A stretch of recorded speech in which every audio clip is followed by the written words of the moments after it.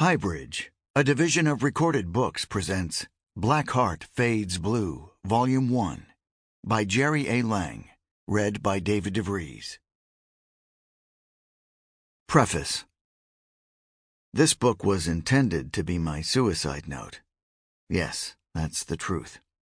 All I wanted was to tell my side of things before I was dropped into the ground, because it's just a matter of time. And as I started writing all this down, something happened. I gave up. I figured it was time to die. Nothing extreme, nothing depressing. I just accepted that it happens to everyone, and I felt I wanted to write my story down and turn out the lights. But then when I least expected it, there were some twists and turns that changed everything. I found good reasons to go on living. The story before you starts when I was born and continues through the death of my best friend in 2006, along with a few stories and highlights that function as a long postscript. It updates my story to late 2019. If you're looking for the events that inspired the lyrics to all my stories, those stories are in this book.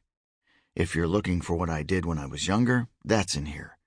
What changed me, made me stop hating and hurting, it's all here. This is my story, and I'm sticking to it. That's the one thing I have, the truth. I've said that before. And so now I present to you a failed suicide note. I never saw this coming, and I have no idea what tomorrow will bring. But what a wild, crazy ride it's been. You can't make this stuff up. Hang on. I think it's starting. March 6, 2020. 1. I don't know if there was a high point or a low point of our debauchery, but there is a moment that comes to mind that would probably land in the top 10. Our band was on a short tour. We found ourselves in the Rocky Mountain states and pulled into Salt Lake City. I should preface this story by saying that SLC has the reputation of being a conservative place where you can't get a drink and where you will be surrounded by prim and proper religious fanatics. That was never our experience. Maybe it was the crowd we brought out, but we saw more hedonism and debauchery than in L.A. But I don't think it was all us. I've heard other entertainers, musicians, actors, comedians, and even athletes report the same thing. We encountered sex-crazed couples participating in orgies and people shooting mystery drugs. Were they so extreme because they lived in a repressed society? We had a place to stay and immediately began getting loaded as soon as we dropped our bags.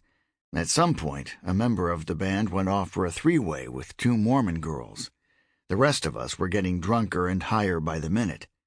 When our bandmate came into the living room after his latest conquests, the rest of the band was watching a compilation video of utter madness. It had stuff like R. Bud Dwyer blowing his brains out with a .357 Magnum and clips from German scat movies. I don't remember everything, but it was pretty depraved. The band was hooting and hollering watching it. We asked the stud who'd emerged from the bedroom if he wanted to watch, but he said, "No, I think I'll sit this one out." The rest of the band turned our attention back to the video and more drugs and drink and female companionship. Our bandmate left and went outside. He didn't come back anytime soon, so we figured he went out to the van. After the video ended, we were wondering about him, not exactly worried, just curious. Maybe he had more girls and they were getting it on in the van. The band decided to check it out, but we creeped up as silently as possible so as not to startle them. Maybe he was being blown by 2 more Mormon girls. We edged up close to the van and were shocked by what we saw. There was our resident Casanova alone, kneeling in prayer, asking to be delivered from our miserable influence. To many teenage boys, he was living the dream. He was touring the country playing loud rock music, getting high and hooking up with a girl or 2 in every port. But something had happened. What I imagine is this. He came out of the bedroom after boning his mini harem feeling pretty good, and then he was confronted with a tableau of his bandmates, a massive amount of drugs and alcohol, maybe some puke on the floor, someone contemplating a brandy enema, my assortment of weapons on the table, bizarre subculture magazines strewn all over, and a bunch of idiots watching truly disturbing videos and cackling. I think in that instant, it just got to be too much. Deliver me from evil, Rocky Mountain low. Hail, hail, rock and roll. 2. I would guess everyone has their own opinion of when would have been the best time to be alive and to have been pissing around this place. Some people probably would have liked to have lived before we had any written rules, back when might made right, when the biggest guy with the fastest sword made all the rules. But that wouldn't have been so great for more than 80% of the millennials today. Or maybe during the simpler times of hunting and gathering, the original hippie, being one with nature, and when dying of old age at 31 was the norm. I've heard a lot of people longing for the time after one of the first 2 world wars, when the economy was booming and everyone had a chicken in their pot. This isn't a question I ponder too deeply, nor care to. I can see good sides and bad, no matter the era. But I do know that I was born into a very cool time period, the 60s. You have your opinion, this is mine. For a kid, it was the best. But then I wasn't born in the mollycoddled, I am special, entitled world that we live in right now. I was born within the first few years of the 6th decade of the 20th century, on the 6th day to be exact, 666. And I've come to learn that it doesn't mean squat. It's funny that scholars decided recently that the mark of the beast was really 616. A lot of metal t-shirts suddenly have no meaning. And now that I think of it, the 60s was the 7th decade of the century.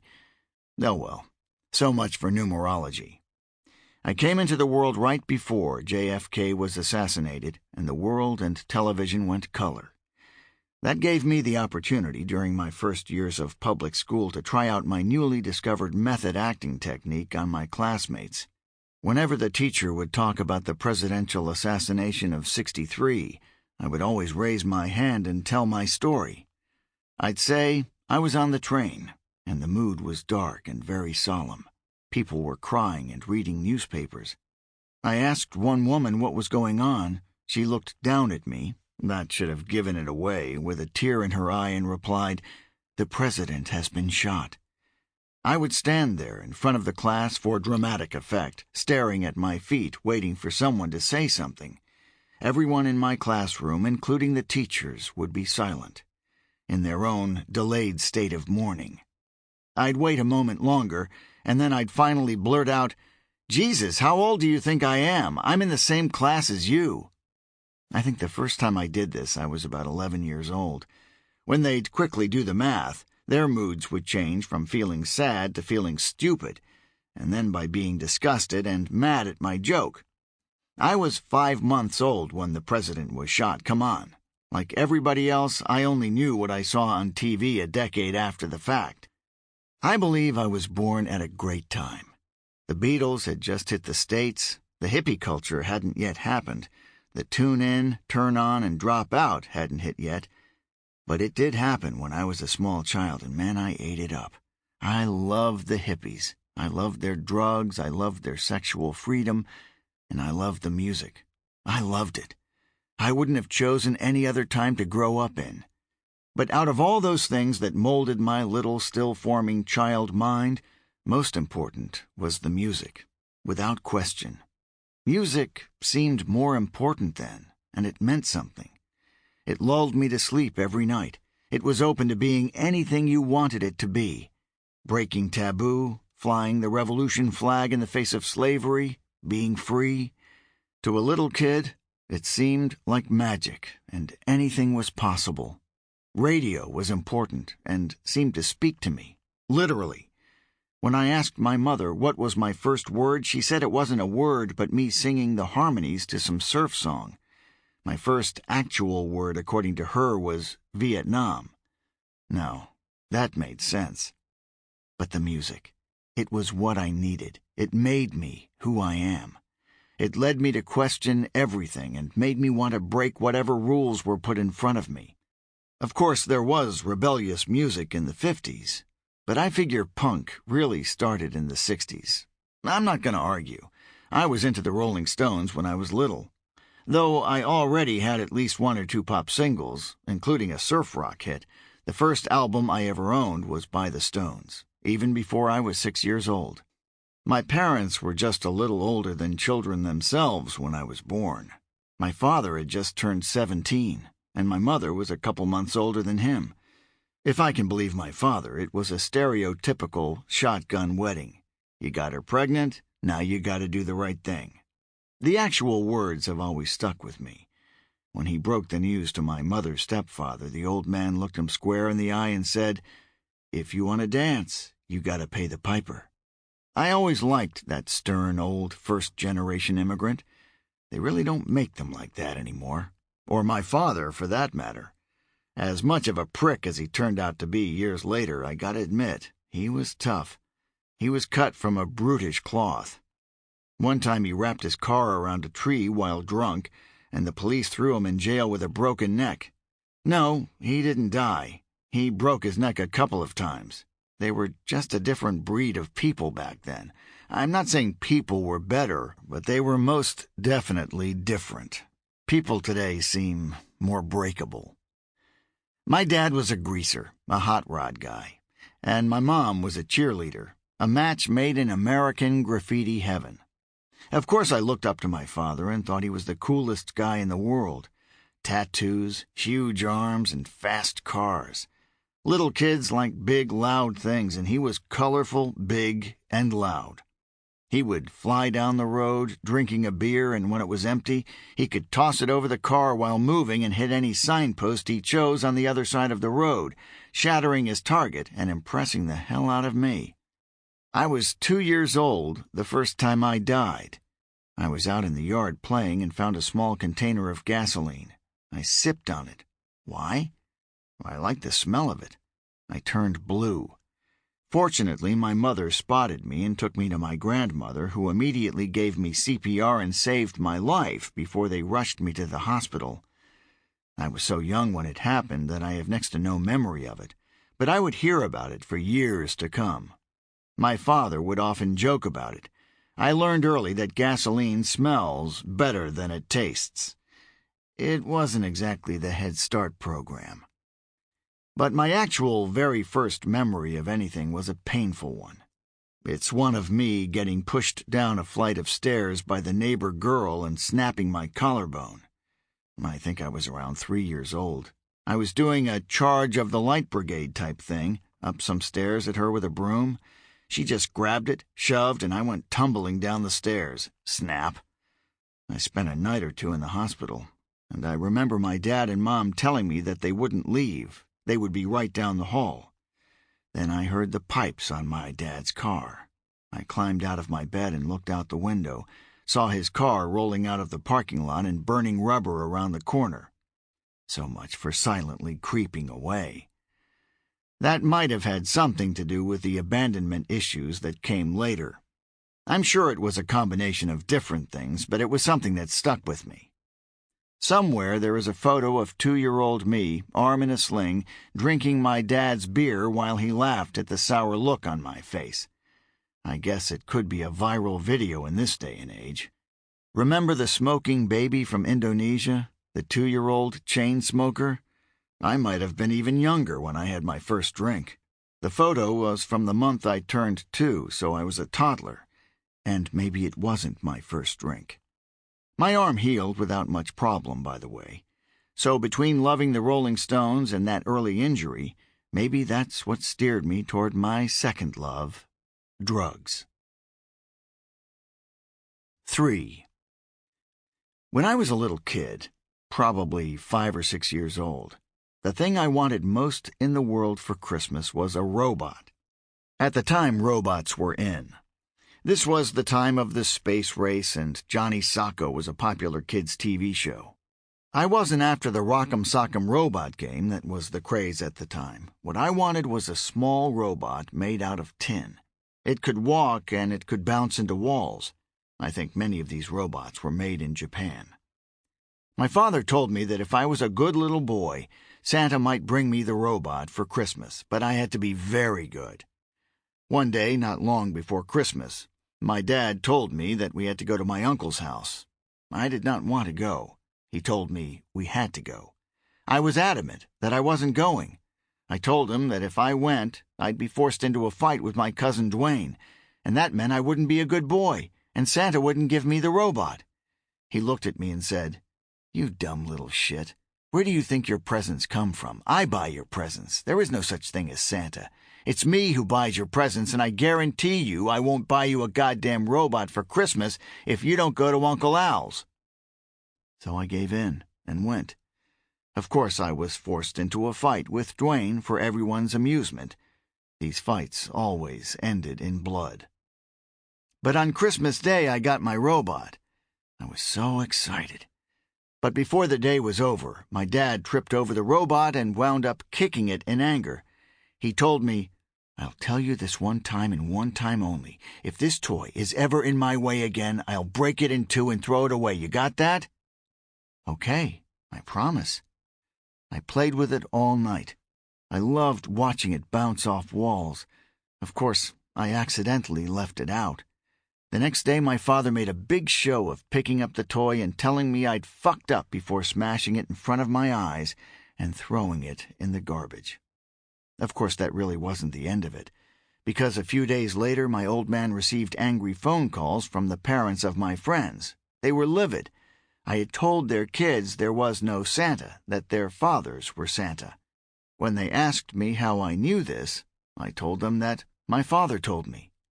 So, without ever meaning to, by telling other 5- and 6-year-olds there was no such thing as Santa, I became the asshole who ruined Christmas.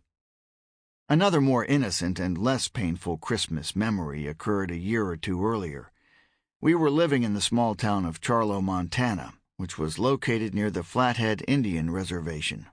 My father was a volunteer fireman in town, and when the holidays rolled around, he got drafted into participating in the Christmas parade. Unbeknownst to me, my father was the designated Santa that year. Even though he was still a young guy, only in his early 20s, he was big enough that with that pasted-on white beard and a padded suit, the powers that be thought he was the man for the job. A big part of his role was to ride on a float and wave to the crowd. Later on, kids could go up and talk to Santa, putting in their requests. Now, me being a gullible little tyke, it never occurred to me that this was my father. I couldn't see past the beard and Santa suit. So when I sat on his lap and looked down, I saw that Santa was wearing shoes exactly like my father's, wingtips. So I said pretty loudly, "Hey, those are my dad's shoes. Where did you get my dad's shoes?" To which Santa said dismissively in a fake voice, "Hey, get out of here, kid. Your time is up." This was a story my family would retell and laugh about for years. 4. My father was a lineman for the telephone company. He'd climb poles and drop lines. It was a dangerous job, I suppose, but that was nothing unusual for my family. My mother's side were loggers. I had an uncle who was a firefighter. Another family member would become a crab fisherman in Alaska. It's a different world now. My father broke his neck a couple of times, once on the job and once when he wrapped his car around a tree. He probably should have died a couple of times in his 20s. Anyway, my sister and brother came along a few years after I was born. My parents seemed happy and played house until they both started to grow up and realized that they should never have had kids and never should have been married to each other. I remember a lot of screaming and more than a little crying. Then my cool, Fonzie-like dad jumped in his hot rod and hit the road, leaving my mom with 3 kids, including my 9-month-old brother. I was 8. Right before that happened, my dad's sister and her husband drove me to California for my 8th birthday. The main reason was to go to Disneyland, but it wasn't the only reason I remember. I also saw a guy suffer a heart attack in a liquor store, and I watched my uncle pound some guy who pulled a knife on him in the bathroom of a bus station in San Diego. He beat the guy within an inch of his life. When the police arrived on the scene, they told my uncle he was free to leave, that he had actually done them a favor because the guy he pummeled was a career criminal and a local nightmare. This would keep him off the street for the time being. To see my uncle beat up a dangerous man and be thanked by the police was like watching a TV show with my uncle as the hero. That was the highlight of my 8th birthday. When I returned, my dad moved out, and my mom drove us kids to Montana to live with her parents. So that was my way of easing into it. From there, I can tell you where I lived by what school I went to. I never went to the same school for more than 1 year at a time, and was bounced back and forth between parents. So it's easy for me to recall where I was in any given year, and all the shit that happened. 5. Before skipping over my first 3 years of public education, let me tell you what little I can about those years. Those first formative years are supposed to shape what a person becomes later in life. So, if I was looking down from the clouds, watching as an observer, what would I see? Some could argue this time was important in my development, and if I wanted, I could do what the majority of people who mess up do, at least some of these jokers I know, pass the buck. The world owes me a living. If I wasn't ready to make amends, I could moan that I was a victim of circumstances in our society. I could be a punk about it and not take any responsibility for my actions. Then I guess I could look back at this time, cry the blues, and blame everything on those evil unseen forces that chose this weak, feeble runt. I was born under a dark cloud. Poor, poor fucking me. I'd take what I was given and come back for more. It wasn't one single incident that got me to where I am now. It was a combination and a life full of missed dice rolls. So just because my grades went from perfect in all classes to complete failure in all classes, all within 1 year, whose fault was that? I won't blame that on not having guidance or any kind of strong parental figure around to show me what to do. Maybe I just gave up a little earlier than most people. Maybe I saw through the shit before most. I was a smart kid. I knew what was going on. Smart enough not to jump in some pervert's van walking home from school in 1st grade. This creep pulled up alongside me and started telling me he was a friend of my father's. He said, "Your father wanted me to pick you up. I'll take you to your house. Come, get in the van." It was one of those white utility vans with no side or back windows that in horror movies are typically outfitted with torture chambers. It was a rapist van if ever I saw one. The driver was persistent. I didn't care. I didn't want to go straight home. I wanted to walk home. But first, I wanted to catch frogs in the creek under the bridge. There were also big snails out on the water, strange sea creatures that to a child's mind were as magical as fairies. He kept telling me he was going to my house and would give me a ride. Good, have fun. Leave me alone. The guy was practically salivating, licking his lips, and he kept trying to talk me into the van, but eventually gave up and left. I did tell my parents, and they didn't seem to care. But years later, I thought about that decision of mine to walk home. Instead of turning down this road, what would have happened if I jumped off that overpass and was in a more isolated place? And what if I would have taken that ride, gotten in that van? That would have been it. I would have disappeared and become a milk carton kid. That much I know. I wouldn't have these stories to tell. I could have just hoped he would have made it quick. After about 6 months on River Road in Eugene, Oregon, we moved to the nearby town of Veneta. I had what I guess could be called a normal childhood. Nothing too crazy happened to me. Nothing that really sticks out in my memory. Except it seemed I was always playing doctor in the woods. And then there was the day I shot off my father's pistol. My father's clannish family and their spouses would do the Sunday dinner thing every now and then.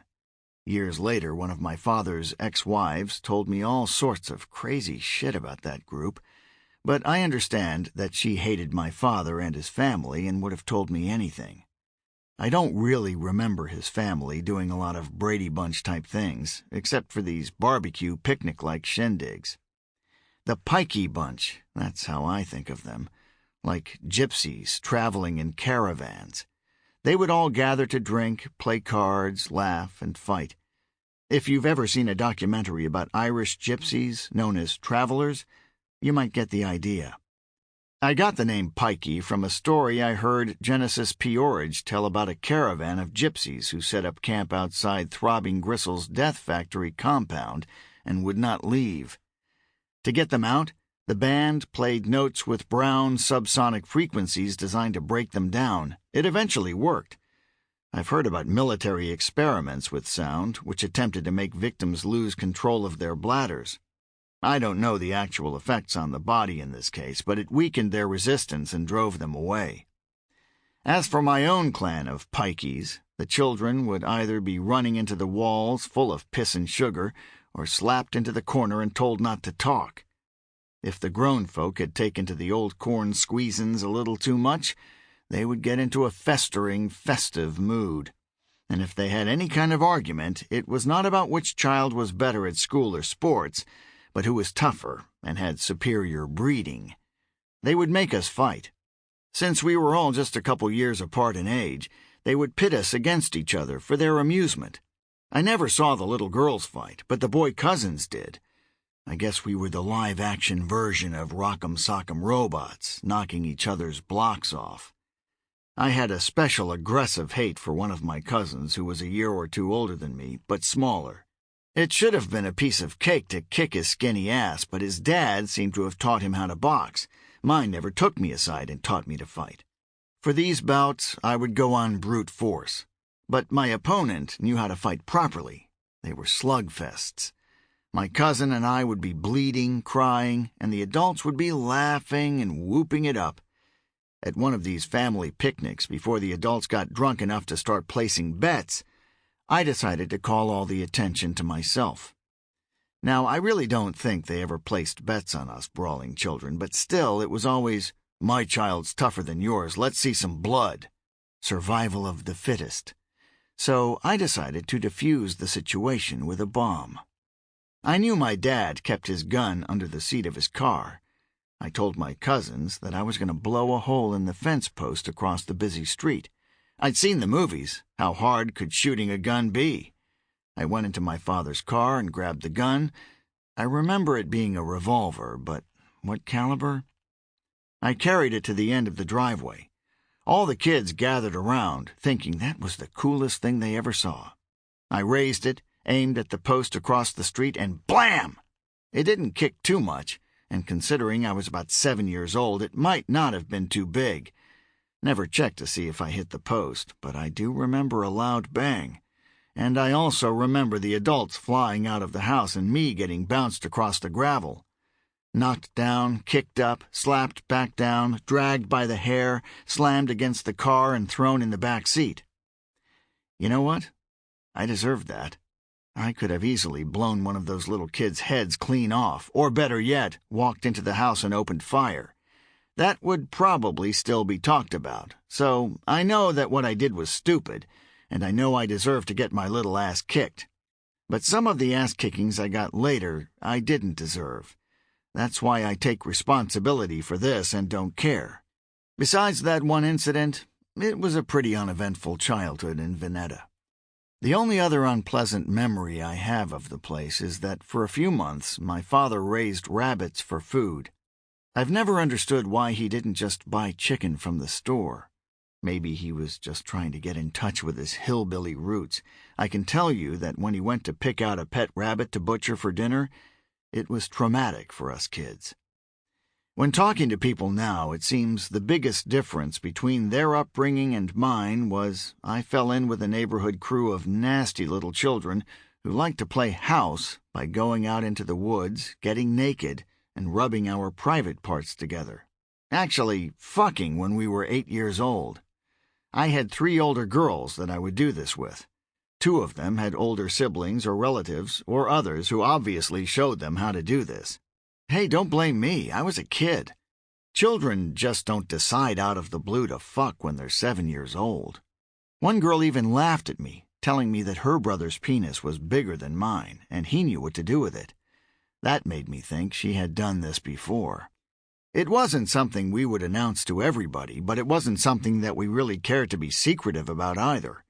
It seemed as natural as stealing sips off our parents' booze and shooting off their pistols. That was Veneta. Lots of woods to run around and build forts in. Lots of little creeks to make rafts and risk drowning in. Sample complete. Ready to continue?